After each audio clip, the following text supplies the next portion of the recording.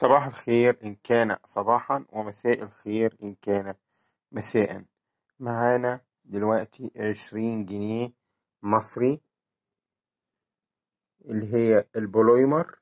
عليها على الوجه اهو زي ما احنا شايفين مسجد محمد علي.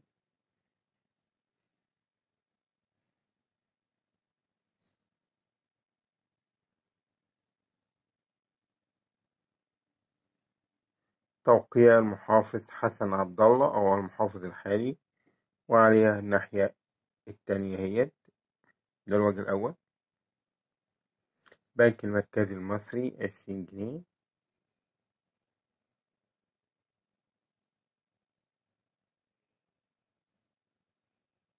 مش مكتوب عليها سنة إصدار، مش مكتوب عليها تاريخ إصدار.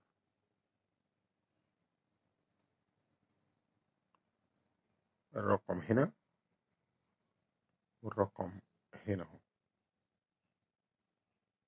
ده الوجه التاني للعملة زي ما احنا شايفين، هي بوليمر بلاستيك. طبعا معروف ان حتى الآن في إصدارين بوليمر من العملة المصرية، هي الفئة 10 جنيه وفئة 20 جنيه.